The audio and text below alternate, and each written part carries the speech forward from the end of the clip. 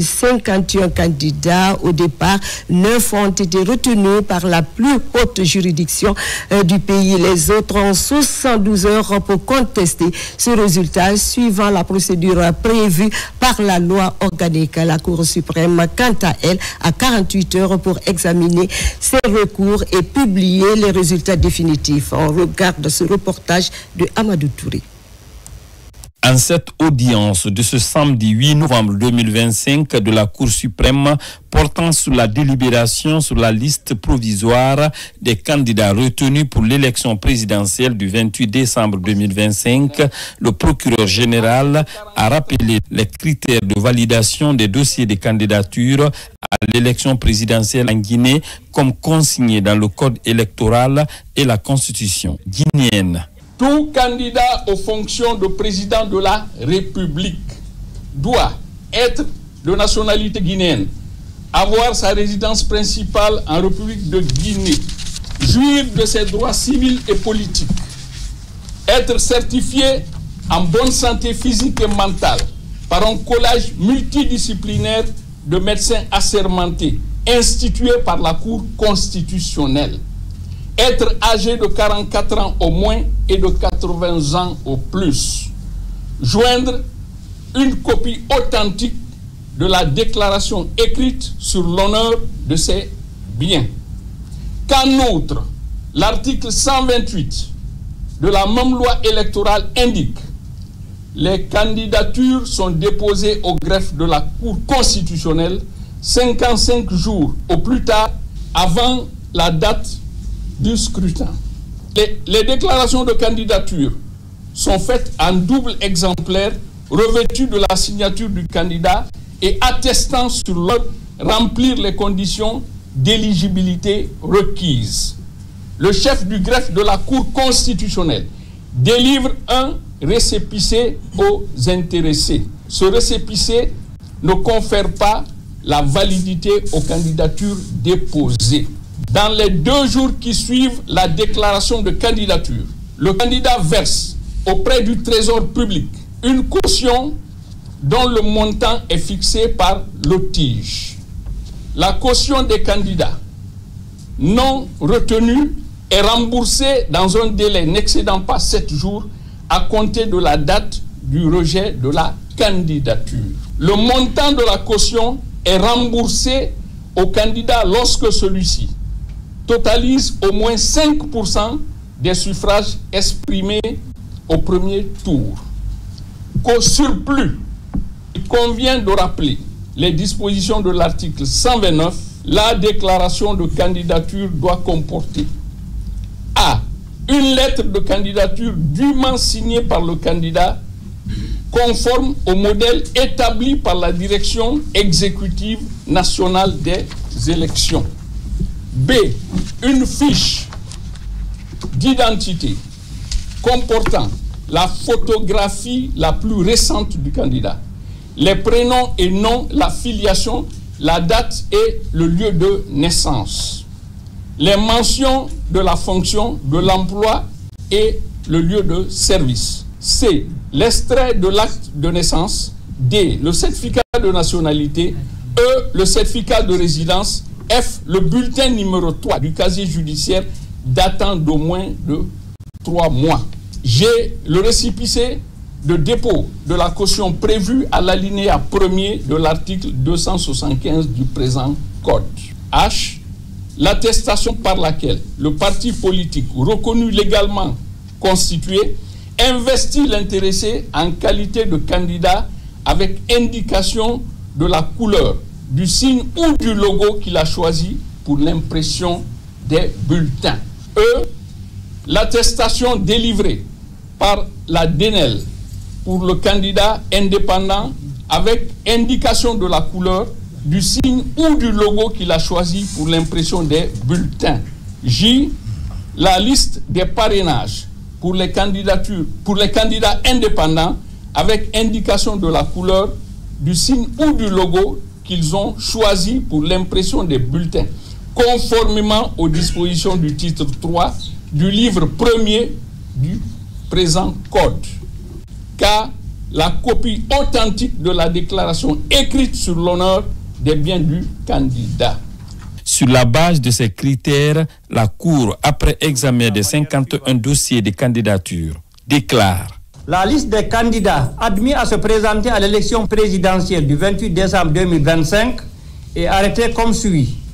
Monsieur Abdoulaye Yero Baldé, Madame Makale Kamara, Monsieur Ibrahima Abe Silla, Monsieur Faya Lansana Milimono, Monsieur Abdoulaye Kourouma, Mohamed Nabe, Elhadj Mbouna Keita, Monsieur Mamadi Doumbouya, Monsieur Mohamed Cherif Tunkara. Poursuivant, le président de cette audience a indiqué que les postulants dont les dossiers de candidature n'ont pas été validés ont 72 heures pour interjecter appel auprès de la plus haute juridiction du pays. Celle-ci a 48 heures pour examiner ces contestations avant de proclamer les résultats définitifs. Autre chose à présent à Forêt-Karia, où le ministre de l'Information et de la Communication était ce samedi. Fana Souma a présidé une cérémonie de prière en faveur de la paix et de l'unité nationale organisée à Kalia par le mouvement J'aime les actions de Doumbouya. Cette rencontre a été mise à profit pour magnifier le travail abattu par le général Mamadi Doumbouya depuis le début de la transition pour le développement de la Guinée. Également, les populations ont remercié le ministre Fana pour le succès dans la mise en œuvre de sa feuille de route dans le secteur des médias. Les temps forts de cette rencontre avec Kerno Ousmane Diallo.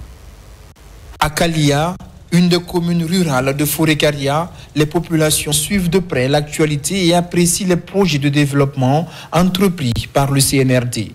Reconnaissants et soucieux pour la réussite de ces projets dans une Guinée apaisée, les habitants de la localité, à l'initiative du mouvement J'aime les actions de Doumbouya, ont initié une importante cérémonie de prière pour invoquer la grâce divine pour la prospérité du pays et pour traduire leur engagement à soutenir le président de la République dans sa vision pour une Guinée émergente et unie. Cette lecture du Saint-Coran est organisée pour la Guinée. Nous remercions le général Mamadi Doumbouya pour ce qu'il fait en Guinée. Nous apprécions et nous le soutenons. Forêt-Karia a décidé d'organiser dans sa sous-préfecture de Kalia une lecture du Coran pour demander au Tout-Puissant Allah de raffermir encore la force, l'intelligence et le pouvoir de Mamadi Doumbouya afin d'amener le pays là uniquement sur la voie du progrès. C'est pour cela qu'ils ont misé sur le ministre Fana Souma qui répond réellement à certains critères, ce qu'on appelle les critères, c'est-à-dire d'amour, de solidarité, de partage. Ils ont dit qu'il est une véritable incarnation et que Mamadi Doumbouya ne s'est pas trompé en le choisissant comme ministre surtout de la communication. À cette cérémonie, les habitants de Kalia ont rendu hommage au ministre Fana Souma pour ses efforts continus dans la mise en œuvre du programme du chef de l'État en matière d'information et de communication, ce qui permet notamment aujourd'hui aux zones rurales de rester informées. Avec la présidentielle qui pointe à l'horizon, cette cérémonie de prière consacre également la volonté des habitants de la localité à œuvrer pour la réussite de cette phase dans l'histoire de la Guinée. Ce que le président de la République est en train de faire pour le pays, c'est vraiment incomparable.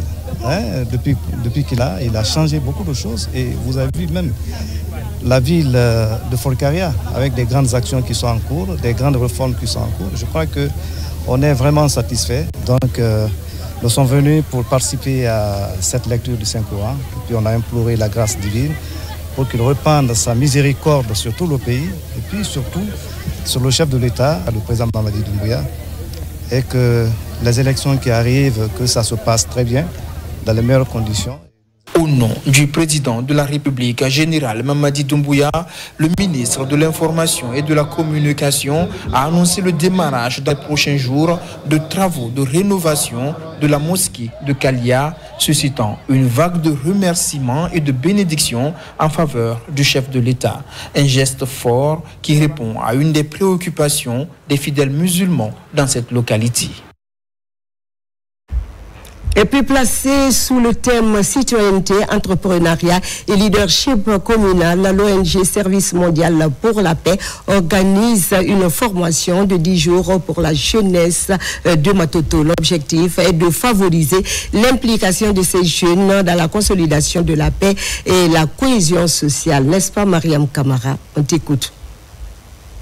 Pour favoriser activement l'implication des jeunes dans la consolidation de la paix, la cohésion sociale et le développement local, le VFD, en tant que service mondial pour la paix, organise un atelier de renforcement de capacité à l'intention des membres du comité de gestion communale et des jeunes leaders de Matoto à travers la commission jeunesse, sport, art et culture. À la fin de la formation, que les jeunes et les leaders forment une équipe pour une meilleure gouvernance au sein de la commune de Matoto.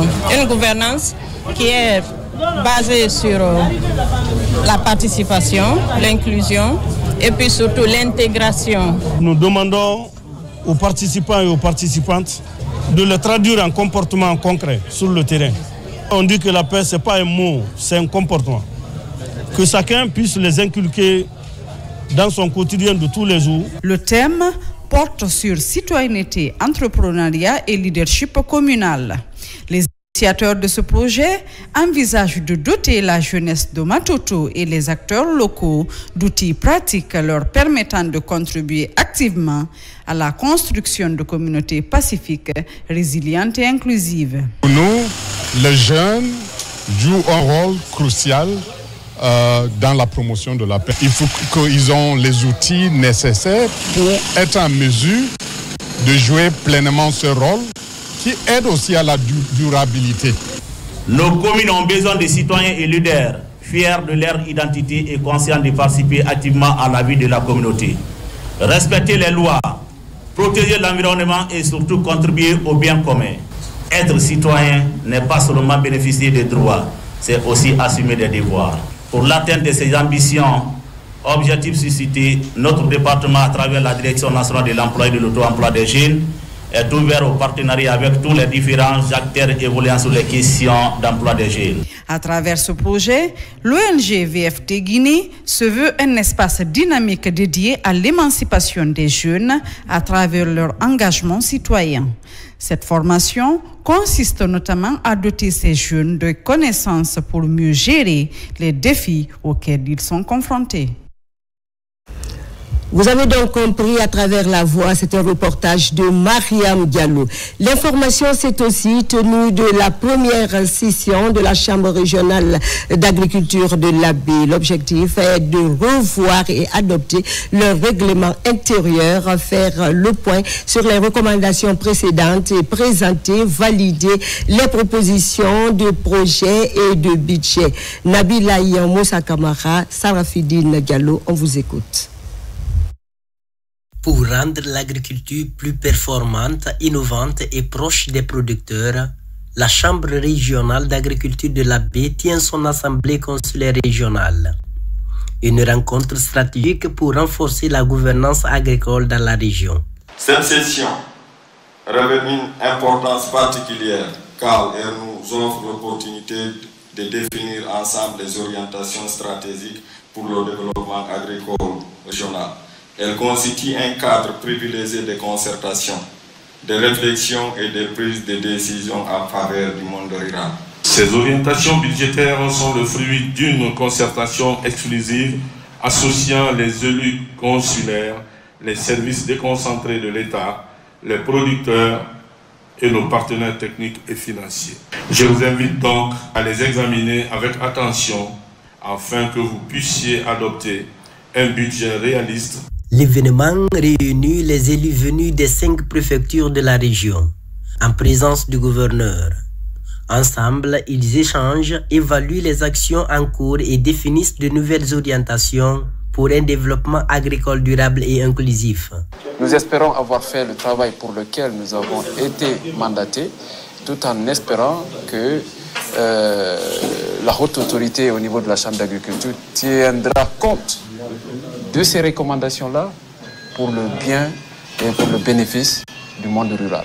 Nous sommes pleinement engagés pour les accompagner dans la mise en œuvre des projets qu'ils ont pu identifier dans cette section. Notamment le renforcement des capacités des producteurs, la construction des chambres froides, la mécanisation, appui institutionnel. Ils ont initié beaucoup de choses. Au cours des travaux, le règlement intérieur est révisé, le budget annuel adopté et plusieurs projets validés. Des recommandations sont également formulées pour renforcer l'efficacité des actions sur le terrain au profit des producteurs. Pendant ce temps, l'entrepreneuriat jeune prend forme dans la commune de Ratoum. Sur l'initiative de la mairie, une vingtaine de jeunes filles vient de boucler une série de formations en pâtisserie, cuisine et restauration. Objectif, encourager les filles à apprendre des métiers d'avenir. N'est-ce pas, Moussa Bangoura?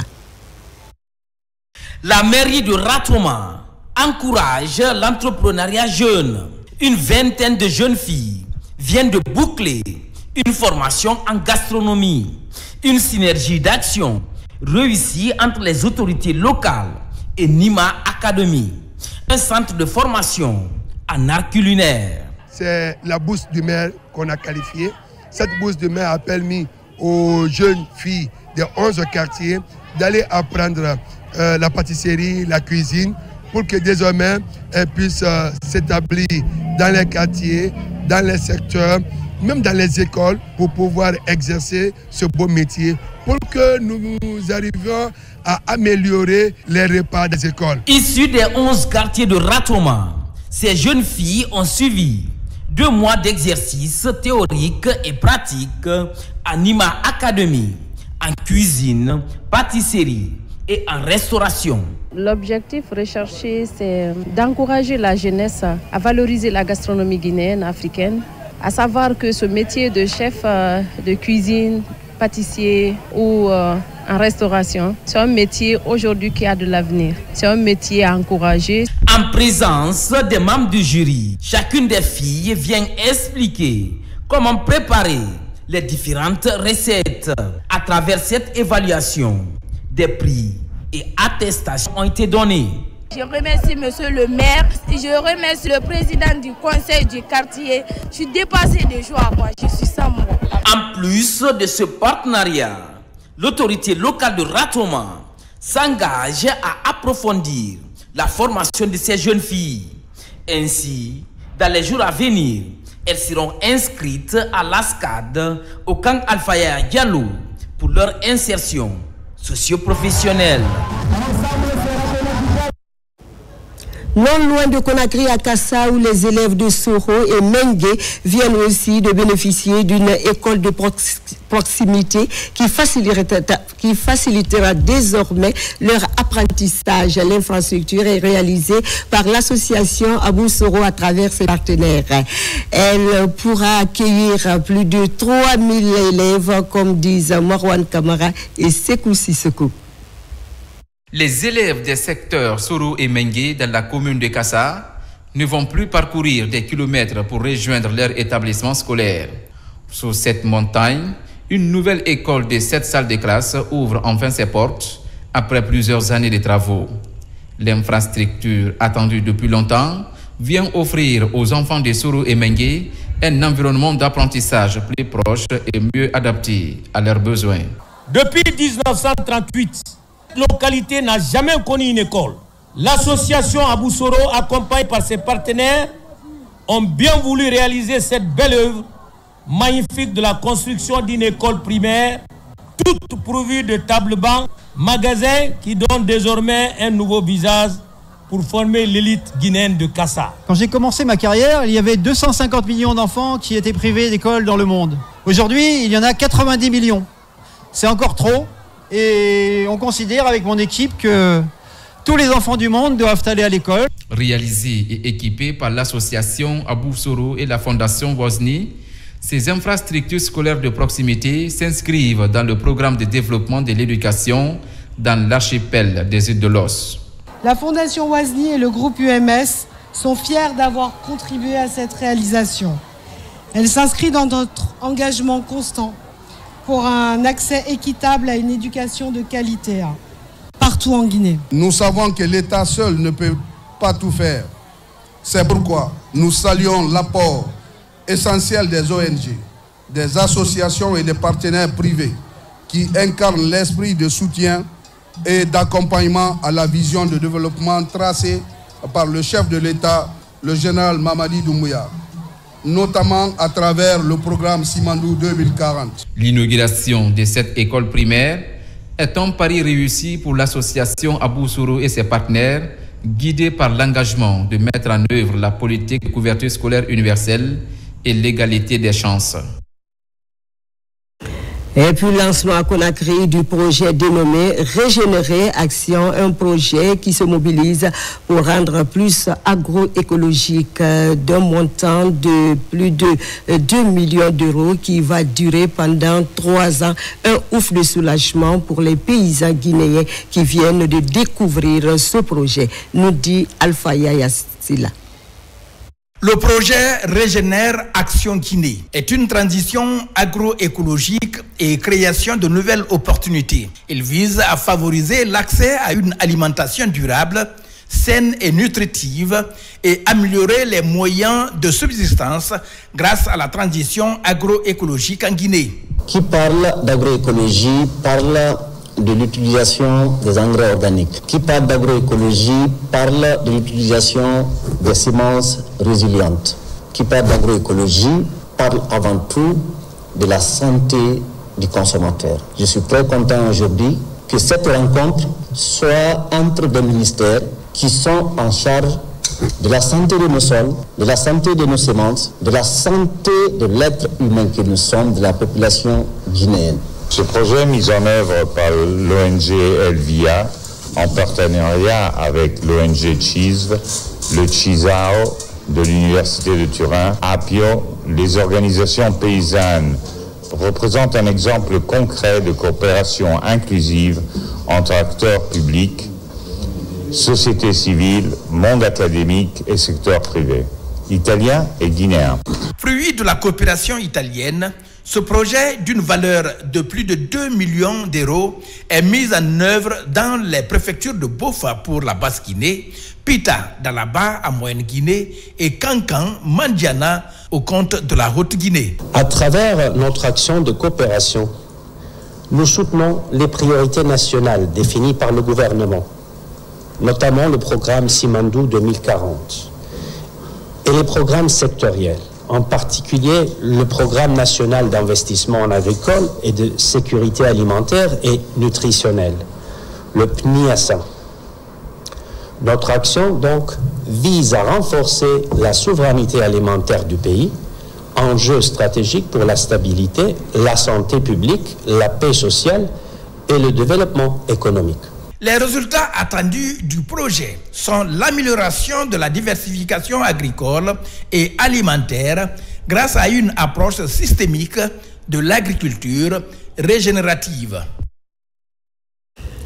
Et pour finir, recherche de décor hors de la Guinée, direction l'Arabie Saoudite qui accueille la 6e édition des Jeux de la solidarité islamique qui regroupe une 50aine de pays du monde entier islamique.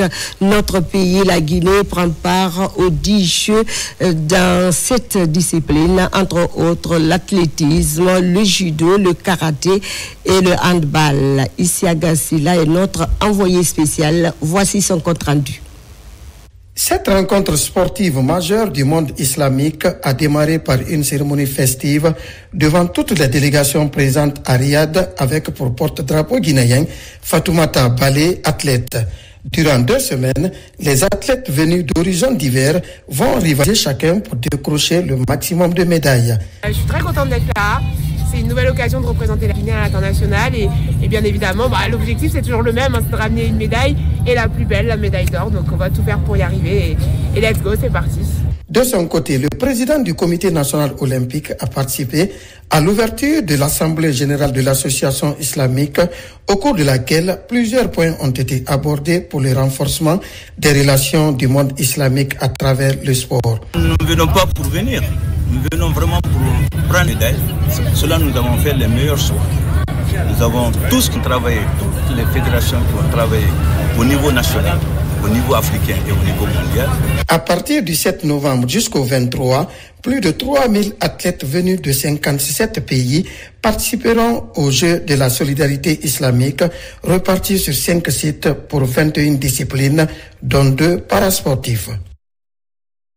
Isiaga. Merci à Isiaga de l'Arabie Saoudite, ici au plateau de Koloma. Voilà qui met fin à cette édition d'information à la réalisation. Adiatou Bari, sous l'œil vigilant de l'équipe technique du jour. Merci d'être avec nous. Je vous retrouve à 17h, Inch'Allah, pour d'autres infos. Très bonne suite de programme à vous et bonsoir chez vous.